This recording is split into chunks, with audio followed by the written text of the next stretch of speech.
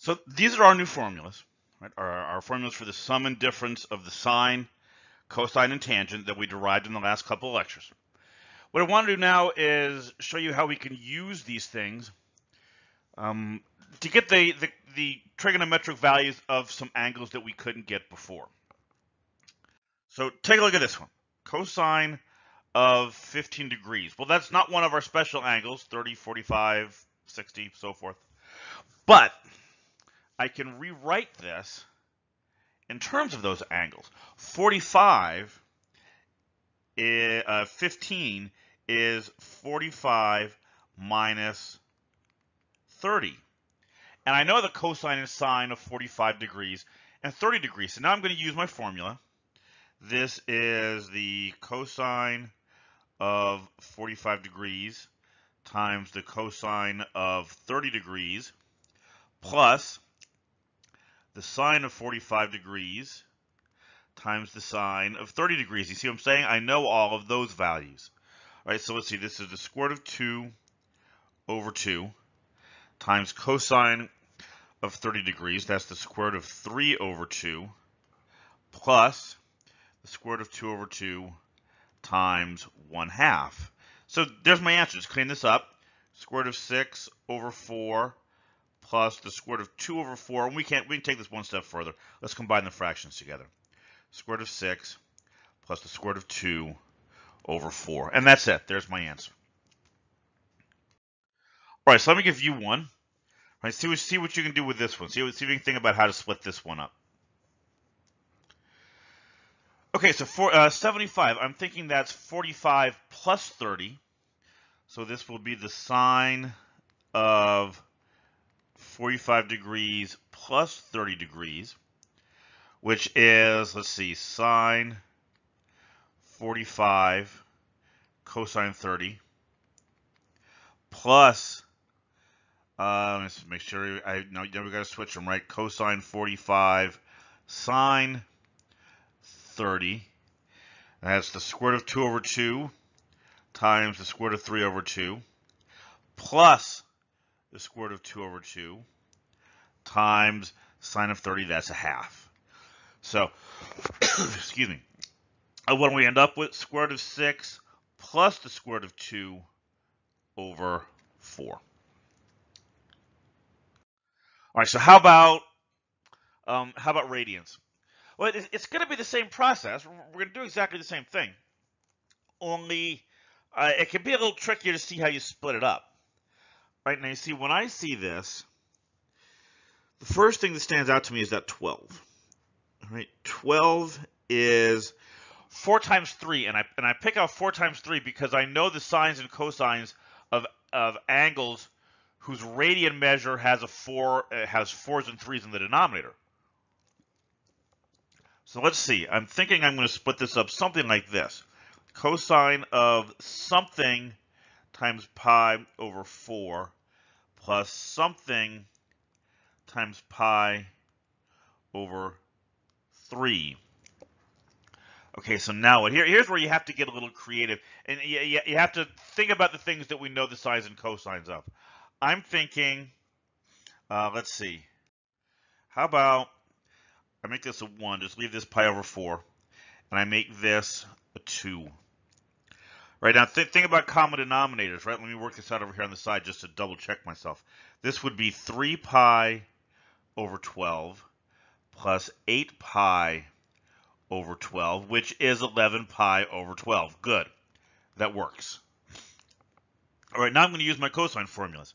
This is cosine pi over 4, cosine 2 pi over 3, minus sine pi over 4, sine 2 pi over 3. All right, so what are these things? Cosine pi over 4 is the square root of 2 over 2 times cosine 2 pi over 3. That's in the second quadrant, so it's going to be negative.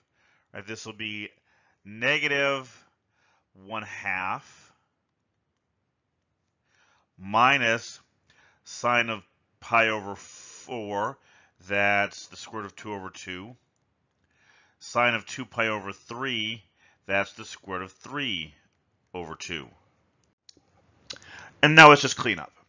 This is minus the square root of 2 over 4, minus the square root of 6 over 4, which is minus square root of 2 minus the square root of 6 over 4. And we can do a quick reality check, right? That's a negative number. If the numerator is negative, the denominator is positive. That's a negative number. Does that make sense? Well, yeah. 11 pi over 12 is a second quadrant angle. Hasn't quite made it all the way to pi yet. And the cosine of second quadrant angles is going to be negative. So, yeah, that matches the way we think these things should behave. All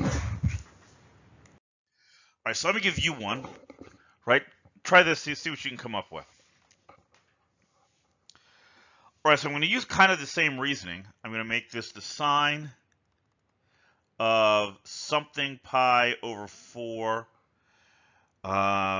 something pi. I'm leaving this blank. It might be subtraction, right? I kind of assumed addition on the last one. Something pi over 3. What can we come up with here? Let's see. 4 plus 3 is 7. So if I just go with ones, right? Now we can check this real quick, right? Double check it off to the side. 3 pi over 12, doing a common denominator, plus 4 pi over 12. Yes, that is 7 pi over 12. That works. And now it's just using the formula. This is sine pi over 4 cosine pi over 4 plus got to switch them. Cosine pi over 4. Whoa, sorry, that should have been a pi over 3. Cosine pi over 4 sine pi over 3. So let's see.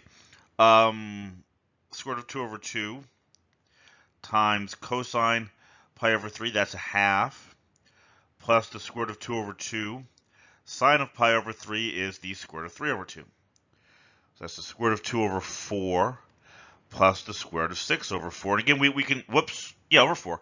And then we can combine these together. The square root of 2 plus the square root of 6 over 4. There's my answer. Okay, we've seen this formula before. In fact, we've used this formula before. We used this to derive the first sine formula we did. But we can kind of use this as a check on our formula to make sure it really is working. This should give me the answer we expect. So let's try this out. What I'm going to do is I'm going to take just this cosine pi over 2 side, and I'm going to simplify it using my formula. And I'm going to make sure that I do get the sine of theta, that I'm getting a consistent result with what I've already come to expect. So if I use my formula, this is cosine pi over 2 cosine theta plus sine pi over 2 sine theta. All right, cosine pi over 2, that's 0. So this is 0 cosine theta plus sine of pi over 2 is 1 times the sine of theta. And look at that, it worked. This part is just 0. The right-hand side is just the sine of theta. So our formula is giving us what we expect, right? We're getting consistent results. Okay, so how about cotangent? We never talked about cotangent, right? We talked about just the sine, cosine, and tangent. Well, we could, if we really wanted to, we could derive formulas for the other 3 trig functions. We don't usually go to the trouble, right? Usually if I want to do something like this, if I want to think about the cotangent of alpha over 2, what I'll do is I'll say the cotangent of alpha plus pi over 2 is equal to 1 over the tangent of alpha plus pi over 2, and then I'll use the tangent formula, right? So let's see, if I use the tangent sum formula, what does this become? So this is 1 over tangent alpha, I'm going to need more room, plus tangent pi over 2. And I'm going to stop right there because we're in trouble. And I can see we're in trouble without going any further. I've got a tangent of pi over 2 here. And that's undefined. Right? That's undefined. We can't go any further. Okay. So what am I going to do about this? Well, let's back it up. Right? And this is fine. Sometimes this happens. Right? Sometimes you have what you think is going to be a good approach, and you start moving down that path, and things fall apart on you. You have to go back and revisit, right? Rethink, think it through again. Well, I'm going to use a different formula here, right? I'm going to use the formula cotangent equals tangent pi over 2 minus alpha plus pi over 2. What does this equal? Well, let's simplify this. This is tangent of pi over 2 minus alpha minus pi over 2.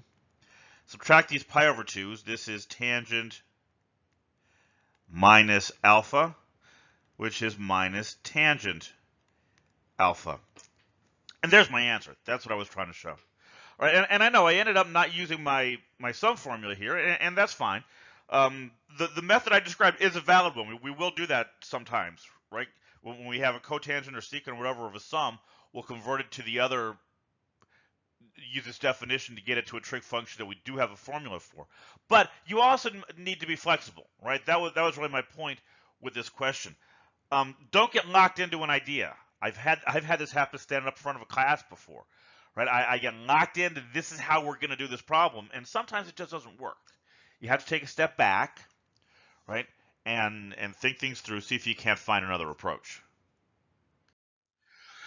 Okay, so what's next? We've done sums and differences. Now we're going to look at products and quotients. What about cosine of 2 theta, or the sine of theta over 2? Right, that's going to be our next set of formulas.